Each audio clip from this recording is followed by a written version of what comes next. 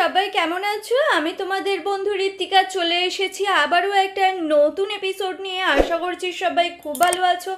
সামনেই গণেশ পুজো আর গণেশ চতুর্থী, সবাইকে অ্যাডভান্স শুভেচ্ছা জানিয়ে শুরু করছি আজকের ভিডিওটা।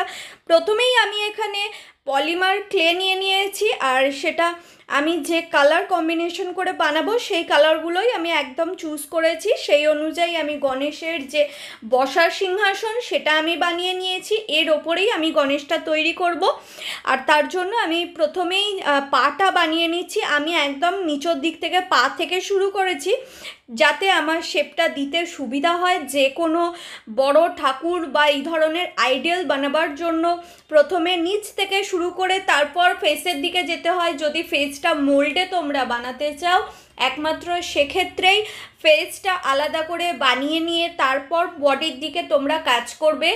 যদি এরকমভাবে পুরোটাই হাতে বানাতে হয়, সেই ক্ষেত্রে তোমরা সবসময়ই চেষ্টা করবে যে বডির থেকে শুরু করে আস্তে আস্তে ফেসের দিকে যেতে, তাতে বডির সাথে ফেসের যে কম্বিনেশন বা যে সাইজটা মাপটা প্রত্যেকটাতেই সুবিধা হবে। তার কারণ ফেসটা যদি আগে বানিয়ে নাও, সেই অনুযায়ী বডি স্ট্রাকচার দিতে কিন্তু অনেক প্রবলেম হবে, যেটা বডি আগে বানিয়ে নিলে অনেকটাই তোমাদের সুবিধা হবে।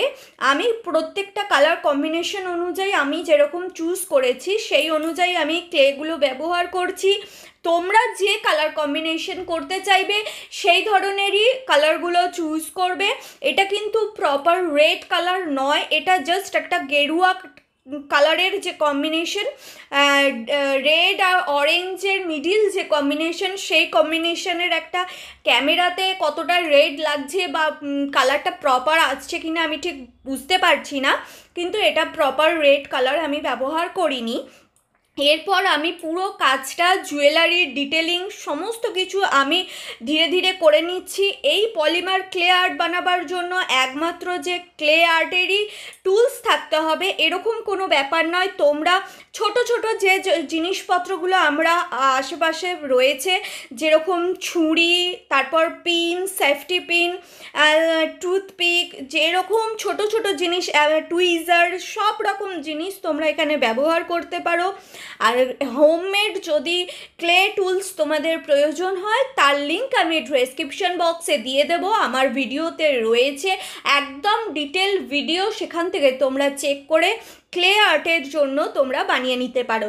পুরো বডিটা আমার তৈরি হয়ে যাওয়ার পর আমি ফেসের কাজ শুরু করেছি।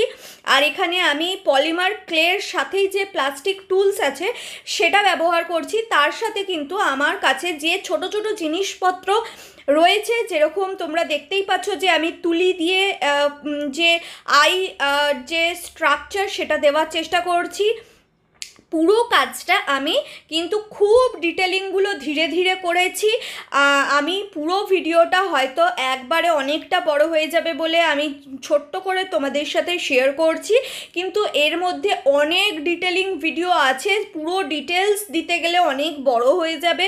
সেই ডিটেলিং কাজগুলো কিন্তু তোমাদের খুব ধৈর্য ধরে ধীরে ধীরে করতে হবে, তা না হলে কমপ্লিট হয়ে যাবার পর ডিটেলিংটা একদমই ভালো লাগবে না।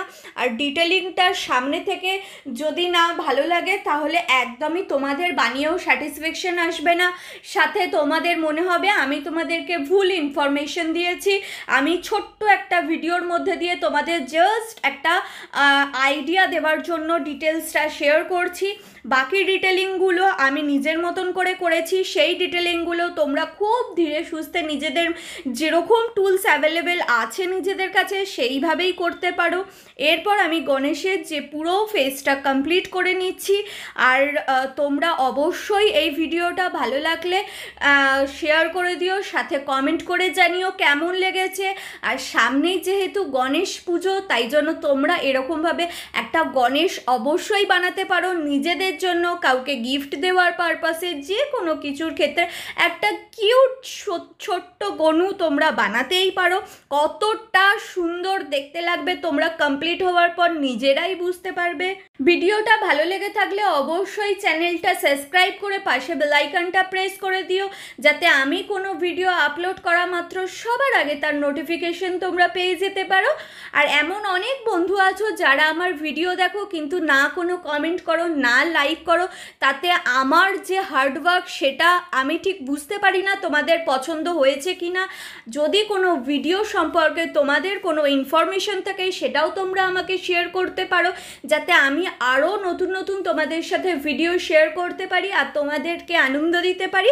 আমার ফেসবুক পেজে তোমরা যদি এখনও দেখে না থাকো তাহলে অবশ্যই লাইক করে নিও। ফেসবুক পেজে অনেক ডিটেলিং, অনেক নতুন নতুন ইনফরমেশন তোমরা পেয়ে যেতে পারবে। এই পুরো ভিডিওটা কেমন লেগেছে অবশ্যই আমাকে কমেন্ট করে জানাতে ভুলবে না। এরকম ছোট্ট কিউট একটা গণপতি বাপ্পা থাকবে, তার সাথে তার বাহন থাকবে না, এটা কি হতে পারে? তোমরাই বলো তো বন্ধুরা। আমি এই জন্য একটা ব্রাউন কালারের, লাইট ব্রাউন কালারের আমি একটা গণেশের বাহন বানিয়ে নিচ্ছি। ছোট ছোট যে ডিটেলিংগুলো রয়েছে সেটা আমি খুব ভালোভাবে করবার চেষ্টা করছি। তোমরা এই ছোট ছোট ডিটেলিংগুলো খুব ভালো করে লক্ষ্য করবে, তাতে তোমাদেরও এত সুন্দর দেখতে লাগবে গণপতি বাপ্পা আর তার বাহন সমেত।